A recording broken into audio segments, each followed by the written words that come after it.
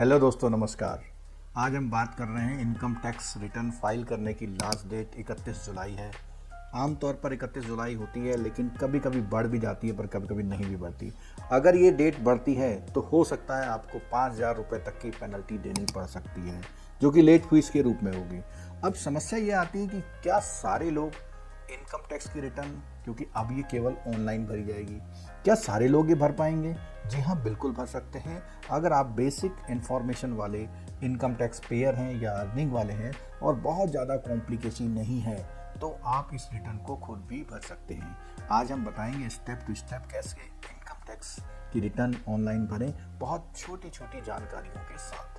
बहुत आसानी से समझिएगा, वीडियो को पूरा देखिएगा, और अगर उसके बाद भी आपको कोई प्रॉब्लम आती है तो आप हमसे संपर्क कर सकते हैं, हम आपको हेल्प कर देंगे। चलिए चलते हैं वीडियो की ओर। देखिए, इसके लिए सबसे पहले क्या करना है, आप अपना इंटरनेट पर जा करके गूगल क्रोम में या जो भी जिसके थ्रू भी आप कोई वेबसाइट खोलते हैं वहाँ जाइए और वहाँ टाइप करिए ई फाइलिंग इनकम टैक्स रिटर्न। तो जैसे ही आप यहाँ पर ये टाइप करेंगे तो वहाँ पर ई फाइलिंग इनकम टैक्स लॉगिन करके एक ऑप्शन आता है, आप उसे क्लिक कर दीजिए।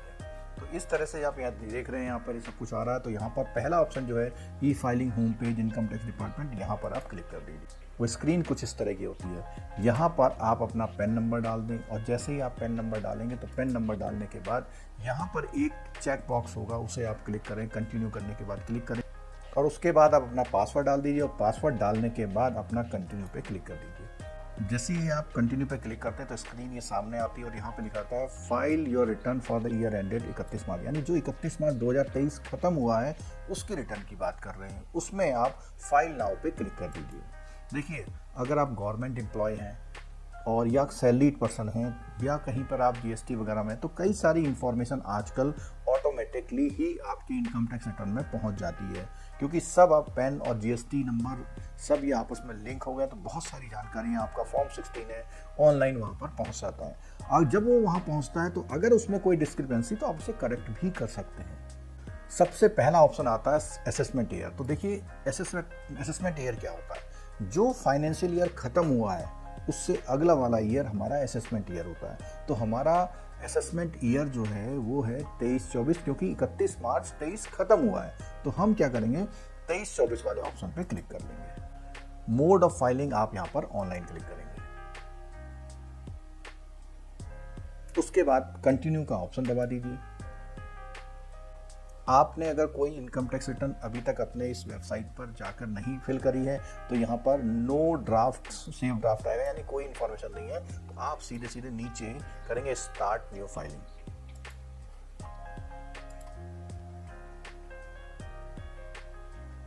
इसके बाद 3 ऑप्शन आपको आते हुए दिखाई दे रहे हैं। तो इंडिविजुअल, HUF यानी हिंदू अनडिवाइडेड फैमिली, और अदर्स। तो आपका कंसर्न इंडिविजुअल से इंडिविजुअल को क्लिक कर लीजिए और कंटिन्यू। इस स्क्रीन में आने के बाद आपके पास सेलेक्ट ITR फॉर्म का ऑप्शन आया। इसमें देखिए ITR 1, 2, 3, 4, इस तरह से 4 तरह की ITR है।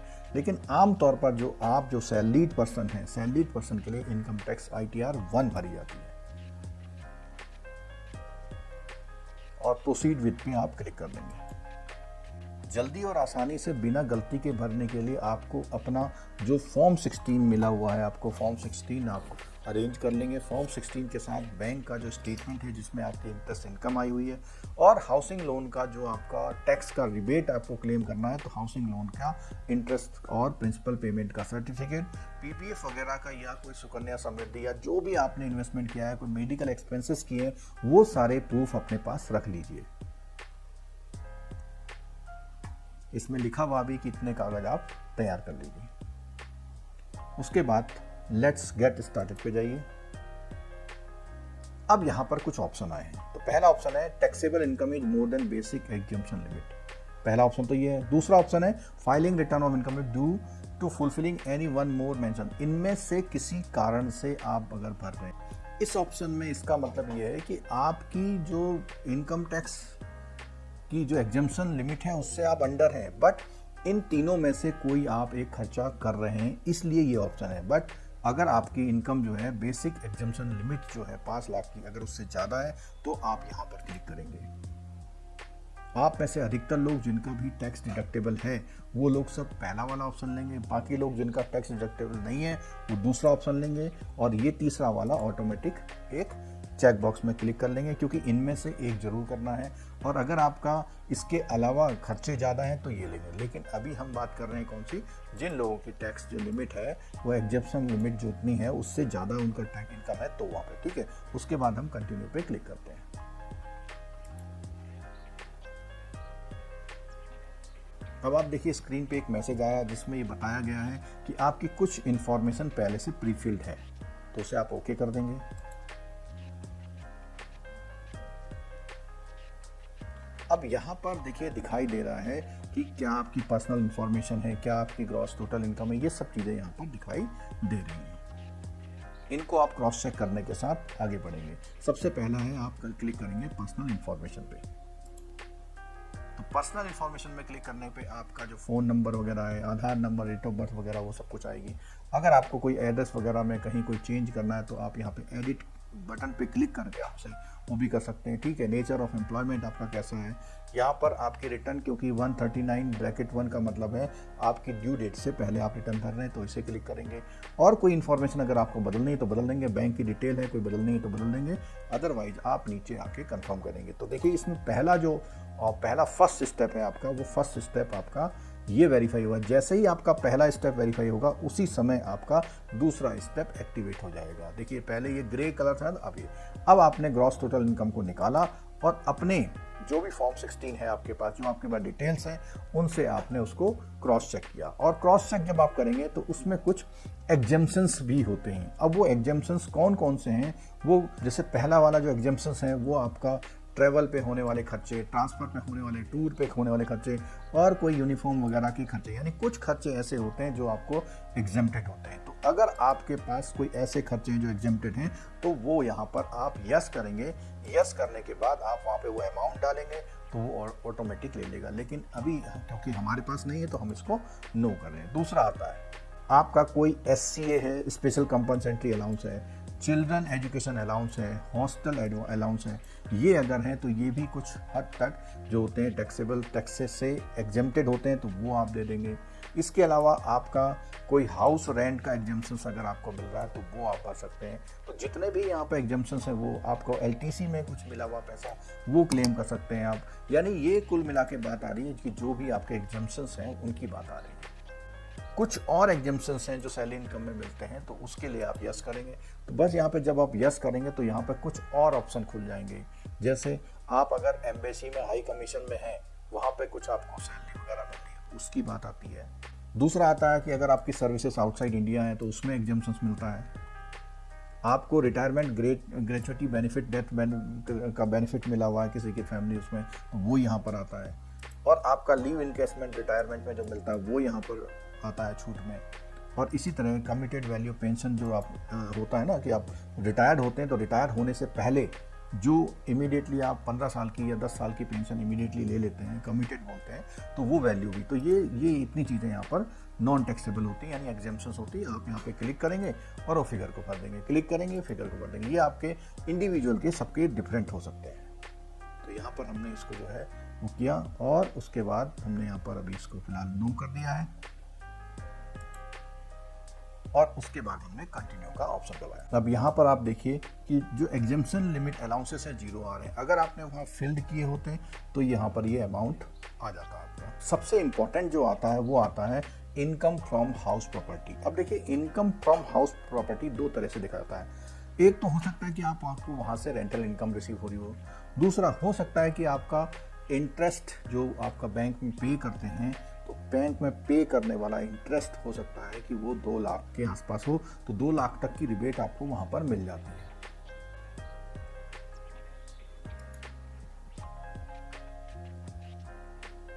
अब आप यहाँ पर दिखा सकते हैं कि जो प्रॉपर्टी है, हाउस प्रॉपर्टी आपकी सेल्फ ऑक्युपाइड है या रेंटेड है, तो उसमें जो भी आप ऑप्शन लेगा। अगर आप यहाँ पर सेल्फ ऑक्युपाइड लिखते हैं तो सेल्फ ऑक्युपाइड लिखने के बाद यहाँ पर आपका जो बैंक में इंटरेस्ट चार्ज हुआ है, तो वो जो भी आपको इंटरेस्ट रेट मिला है उसके अकॉर्डिंग आप रख सकते हैं, ठीक है।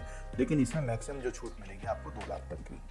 और अगर आपने अपनी प्रॉपर्टी को लेट आउट किया हुआ यानी किराए पर दिया हुआ, तो इस तरह से आप इसको भरेंगे। पूरे साल में जितना भी आपको रेंट रिसीव हुआ है वो आप यहाँ डाल देंगे।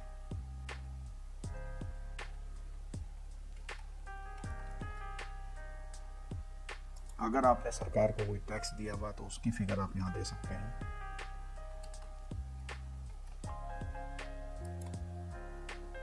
और आपने जो अपने लोन अकाउंट पे इंटरेस्ट पेमेंट किया है वो आप यहाँ रख सकते हैं।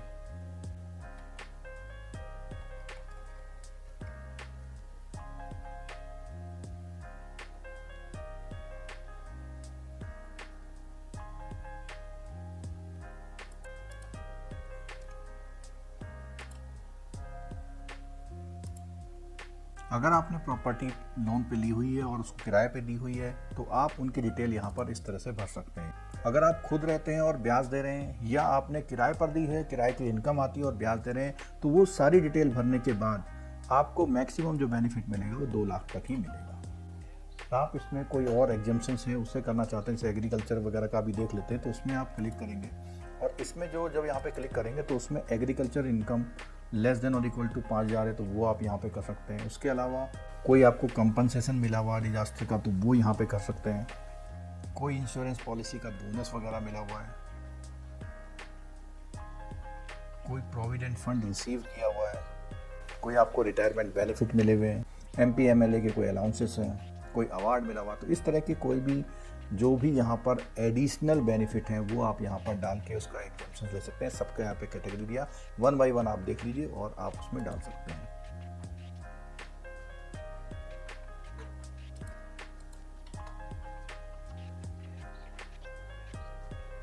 अगर आपका कोई भी एग्जाम्पशन नहीं है तो आप कंफर्म कर दीजिए।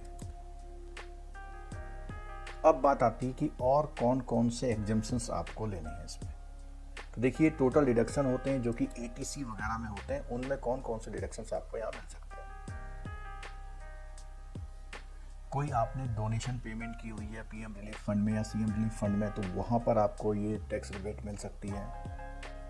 कोई आपने साइंटिफिक रिसर्च और रूरल डेवलपमेंट के लिए डोनेशन की है, कोई अदर डिडक्शन जो ATGG में आती है, और कोई ATC की डिडक्शन। तो ATC की डिडक्शन भरने के लिए आप जब यहाँ पे क्लिक करेंगे तो आप इसमें इसकी डिटेल्स को पूरा यहाँ पर इंडिविजुअली भी देख सकते हैं। इसमें बेसिकली वो सेक्शन दिखाए गए हैं जिससे कि आप इनकम टैक्स की रिबेट ले पाते हैं ATC में।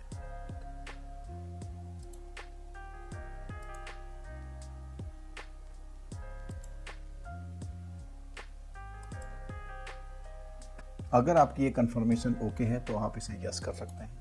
ATC में मैक्सिमम बेनिफिट जो है 1.5 लाख का ही मिलता है। अब यहाँ बात आती है जो लोग NPS वाले हैं, तो NPS में क्या होता है, जो 1.5 लाख से ऊपर का अगर कोई आपका अमाउंट और जा रहा है और NPS में है तो NPS में ATCCD में, तो यहाँ पर जो गवर्नमेंट के लिए एम्प्लॉयर हैं जो NPS में डिडक्शन करा रहे हैं वो अमाउंट यहाँ पर डाला जा सकता है। और ATD में वो खर्चे आते हैं जो आपने अपने परिवार वालों के लिए मेडिकल में खर्च किए हैं। ATE में अगर आपका कोई एजुकेशन लोन आपने हायर एजुकेशन के लिए लिया हुआ तो उसमें लगने वाला इंटरेस्ट आपका ATE में आ सकता है। सेविंग बैंक पर जो इंटरेस्ट आपको मिलता है तो उसमें भी एक सेक्शन ATTTA है, उसमें भी रिबेट मिल जाती है आपको।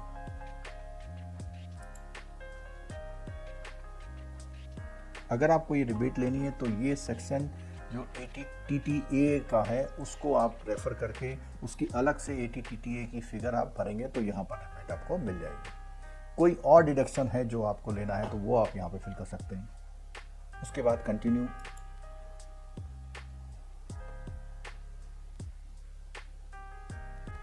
ATD में आपकी जो हेल्थ इंश्योरेंस की कोई अलग से प्रीमियम अगर पेमेंट हो रही है तो उसका भी आप ब्यौरा यहाँ पर दे सकते हैं।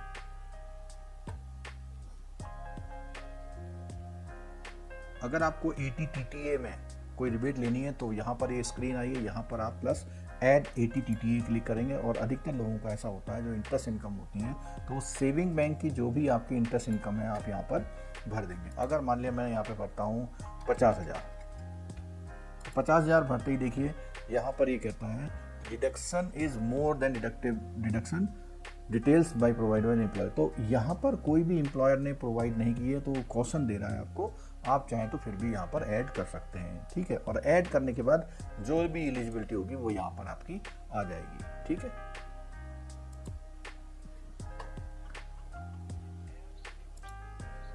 क्योंकि ATTTA का कोई डिडक्शन नहीं है, इसलिए हम इसको नहीं भर रहे हैं। जिसका होगा वो आप भरेंगे। फिर उसके बाद टोटल डिडक्शन आपके आ गए, 1.5 लाख आपका ETC का आ गया और ATE का हो गया। अगर आपका TTA वगैरह या जो भी कोई और डिडक्शन होते तो वो यहाँ पर आप भर सकते थे।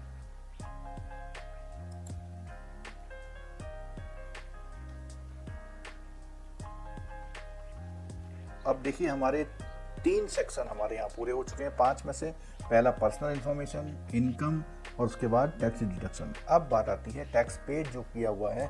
अगर आपने जो टैक्स पे किया हुआ है आपके फॉर्म 16 में जो डिस्प्ले हो रहा है उससे कम ज़्यादा है तो आप उसको फिलअप कर सकते हैं यहाँ पर।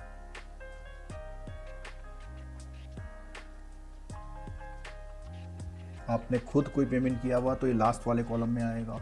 आपने कोई चीज़ खरीदी थी वहाँ पर TCS दिया तो वो यहाँ पर आएगा, और एम्प्लॉयर का दिया हुआ यहाँ पे सबसे टॉप में आएगा। उसके अलावा कोई इन्फॉर्मेशन है तो आप यहाँ पर भर सकते हैं।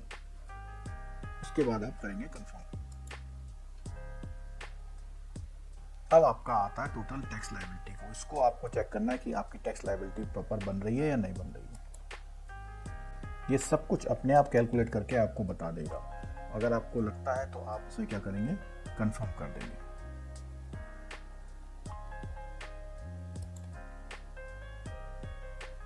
जब आप कंफर्म करते हैं तो सारे जितने स्टेप हैं सब में कंफर्म लिखा हुआ आना जरूरी है।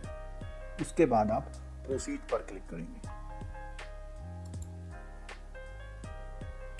जब प्रोसीड पर क्लिक करेंगे एक आपको रिव्यू यहाँ पर मिल रहा है, उस रिव्यू को आप देखेंगे। उसमें आपका कोई रिफंड वगैरह है वो दिख जाएगा आपको, और आप इसको डाउनलोड कर सकते हैं। डाउनलोड करने के साथ आप उसके बाद क्या करेंगे, जब इतना सब कुछ हो जाएगा तो आप एक बार फाइनली इसको रिटर्न को प्रीव्यू करेंगे।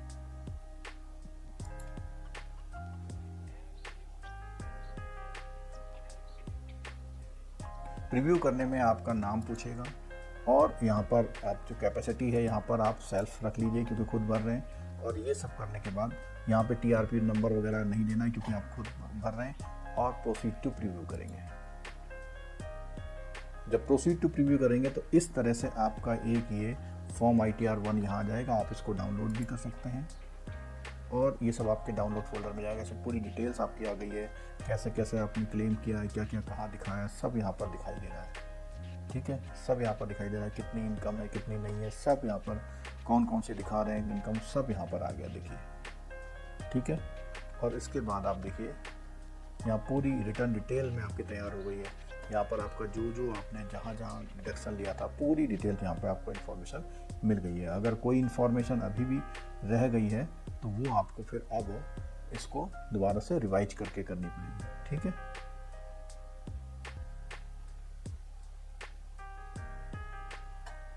अब बात आती है आपको रिटर्न को वैलिडेट करने की। इस तरह से आपकी स्क्रीन पर आएगा वैलिडेशन सक्सेसफुल। अब आप जाएंगे प्रोसीड टू वेरिफिकेशन। जब आप इस ऑप्शन पर आए तो आप सबसे बेटर है E-वेरीफाई वाला ऑप्शन आप कर लीजिए, अगर आप सेटिस्फाई हैं कि सब कुछ सही भरा हुआ है। उसके बाद आप कंटिन्यू का ऑप्शन क्लिक करेंगे।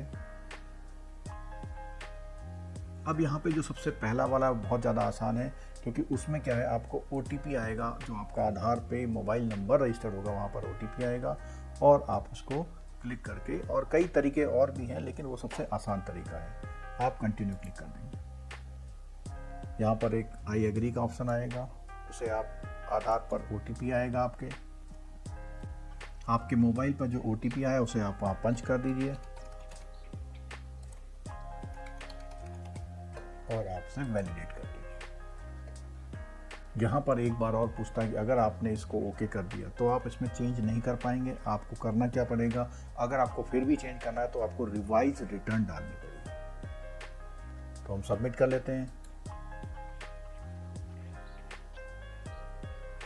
मैसेज आ गया, you have successfully filed and verified return. अब यहाँ पर एक रिसीट जो पहला पेज मिलता है आपसे क्लिक कर लिए, वो रिसीट आ जाएगी। उसके अलावा आप अपने डैशबोर्ड में जाके 2 चीज़ें डाउनलोड कर लीजिए। डैशबोर्ड में जब जाते हैं तो E-फाइल वाले ऑप्शन में इनकम टैक्स रिटर्न, और जो आपने रिटर्न भरी है वो यहाँ पर आप देख सकते हैं। ठीक है, व्यू फाइल रिटर्न्स। अब यहाँ पर देखिए आपकी एक तो रिसीट है और एक फॉर्म है।